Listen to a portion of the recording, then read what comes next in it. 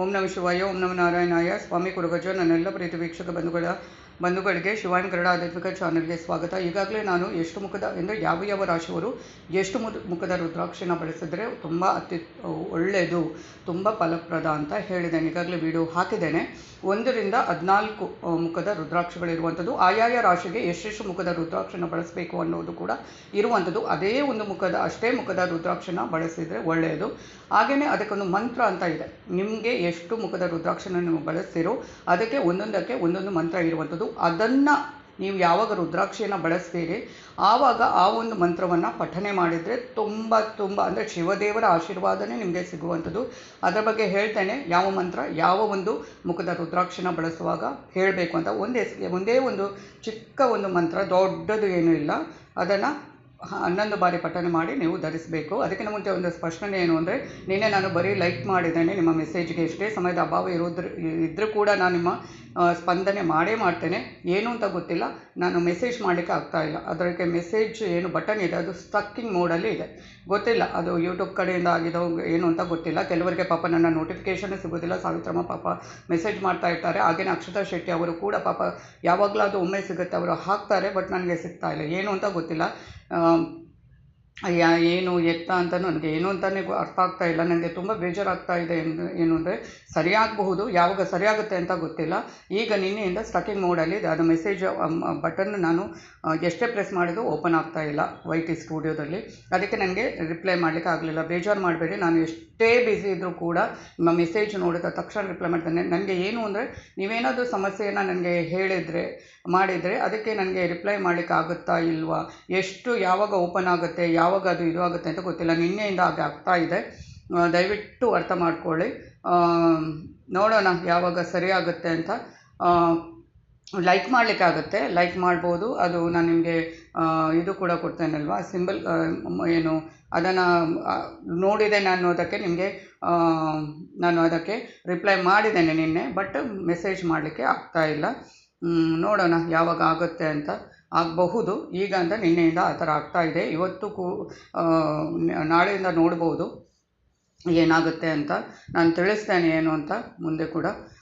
ಹಾಗೆಯೇ ಇನ್ನೊಂದು ಏನು ಅಂದರೆ, ನನ್ನ ಪ್ರೀತಿಯ ವೀಕ್ಷಕ ಬಂಧು ಆದಂಥ ಗುರುಸ್ವಾಮಿಯವರು ಆರಾಮವಾಗಿದ್ದಾರೆ ಅಂತ ಅಂದ್ಕೊಳ್ತೇನೆ. ಯಾಕಂದರೆ ಅವರ ಮೆಸೇಜ್ ತುಂಬ ದಿನದಿಂದ ಮೆಸೇಜ್ ಇಲ್ಲ. ಹಾಗೆಯೇ ಪ್ರತಿಯೊಂದನ್ನು ನಾನು ಎಷ್ಟೇ ಸಮಯದ ಅಭಾವ ಇದ್ದರೂ ಕೂಡ ನಾನು ಪ್ರತಿಯೊಬ್ಬರ ಮೆಸೇಜನ್ನು ಕೂಡ ಗಮನಿಸ್ತಾನೆ ಇರ್ತೇನೆ. ಹಾಗೆಯೇ ಅಕ್ಷತಾ ಶೆಟ್ಟಿಯವರ ಮೆಸೇಜ್ ಕೂಡ ನನಗೆ ಬರ್ತಾ ಇಲ್ಲ. ಪಾಪ ಅವರು ಹಾಕ್ತಾ ಇರ್ತಾರೆ, ಬಟ್ ನನಗೆ ಇಲ್ಲಿ YT ಸ್ಟುಡಿಯೋದಲ್ಲಿ ಕಾಣ್ತಾ ಇಲ್ಲ.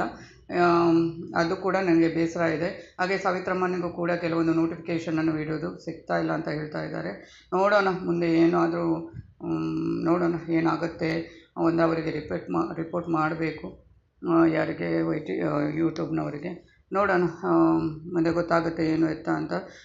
ಇದು ಒಂದು ಸ್ಪಷ್ಟನೆ ಕೊಡಲಿಕ್ಕೆ ಇತ್ತು.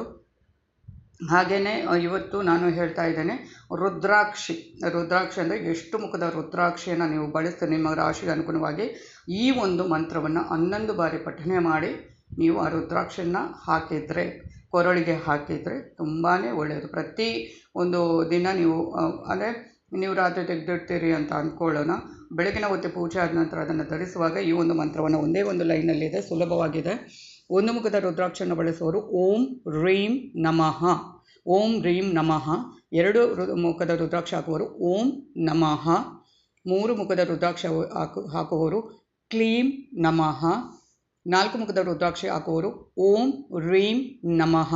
5 ಮುಖದ ರುದ್ರಾಕ್ಷಿ ಹಾಕುವವರು ಓಂ ರೀಂ ನಮಃ. 6 ಮುಖದ ರುದ್ರಾಕ್ಷಿ ಹಾಕುವವರು ಓಂ ರೀಂ ಶ್ರೂ ನಮಃ, ಓಂ ರೀಂ ಶ್ರೂ ನಮಃ. 7 ಮುಖದ ರುದ್ರಾಕ್ಷಿ ಹಾಕುವವರು ಓಂ ರೂಂ ನಮಃ, ಓಂ ರೂಂ ನಮಃ. 8 ಓಂ ರುಂ ನಮಃ. 9 ಓಂ ರೀ ಶೃಂ ನಮಃ. 10 ಓಂ ರೀಂ ನಮಃ. 11 ಓಂ ರೀ ಮ ಶ್ರಂ ನಮಃ. 12 ಓಂ ಕ್ರೋಂ ಕ್ಲೋಂ ರೌ ನಮಃ. 13 ಓಂ ರೀಂ ನಮಃ.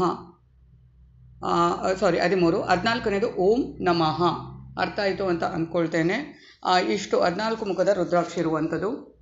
ಒಂದೊಂದು ರಾಶಿಗೆ ಎಷ್ಟು ಮುಖದ ರುದ್ರಾಕ್ಷ ಅಂತ ಇದೆ, ಅದನ್ನೇ ಧರಿಸಬೇಕಾಗುವಂಥದ್ದು.